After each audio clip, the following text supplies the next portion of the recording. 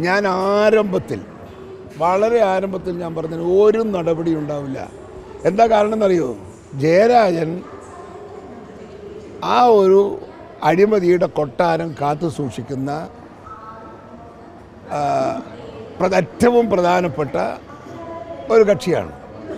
അദ്ദേഹത്തെ തൊട്ടാൽ കത്തും, കൊട്ടാരം മൊത്തം കത്തും. അതുകൊണ്ട് ജയരാജനെ നോവിക്കാനോ ജയരാജനെ അലസ്വരപ്പെടുത്താനോ CPM-ൻ്റെ ഒരു നേതൃത്വം ഒന്നും ചെയ്യില്ല എന്ന് ഞാൻ ആരംഭത്തിൽ പറഞ്ഞിട്ടുണ്ട്. എന്താ കണ്ടില്ലേ ഇന്നലെ സെഞ്ചുറി അടിച്ചപ്പോൾ ക്രിക്കറ്റ് പ്ലെയർ പോകുന്ന പോലെയല്ലേ ജയരാജൻ പോയ? എന്തോ ഒരു മനസ്സമാധാനത്തിലാവും അയാളെ പോക്ക് പറയും. അപ്പോൾ ഇതിപ്പോൾ വെച്ചാൽ അയാളെ തൊട്ടാൽ ഞാൻ പറഞ്ഞു പിണറായി വിജയനടക്കം ആത്തോണ്ടി വരും. അത് നേതാവോട് വലിയ ഒരു ആത്മാർത്ഥത ഉണ്ടായിരുന്നുവെങ്കിൽ ഒഴിവായി നിർത്തേണ്ടതായിരുന്നു. കാരണം അല്ലെങ്കിൽ അദ്ദേഹം കഴിയുമ്പോൾ നേതാവും കഴിയുമെന്ന് അദ്ദേഹത്തിന് അറിയാം.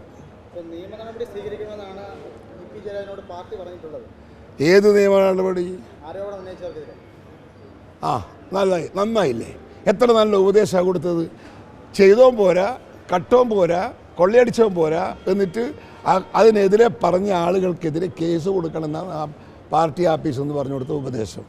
അതും കേട്ട് പോകുന്ന സന്തോഷവാനായ ചിത്രമാണ് ആ പത്രത്തിൽ കണ്ടത്. ഒരു ക്രിക്കറ്റ് പ്ലെയർ സെഞ്ചുറിയിൽ അടിച്ചാൽ പോകുന്ന പോക്കില്ലേ അതുപോലെ. ഇതിൻ്റെ അകത്ത് ഉണ്ടാകാനുള്ള സാധ്യതയുണ്ട്.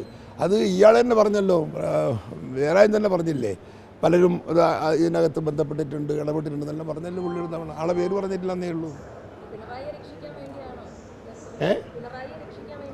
അല്ല പിന്നെ എന്തിനാ ഇത്? പിണറായിനെ രക്ഷിക്കാനല്ല എങ്കിൽ പിന്നെ എന്തിനാണ് ജയരാജൻ ഇത് മറച്ചു വെക്കേണ്ട കാര്യം?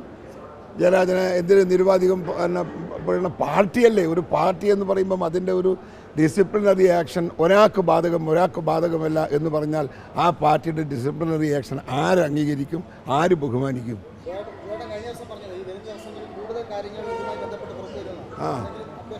അതുകൊണ്ട് വരും, നാളെ പറയാം, വരാനുള്ള സാധ്യതകളൊക്കെ ഉണ്ട്.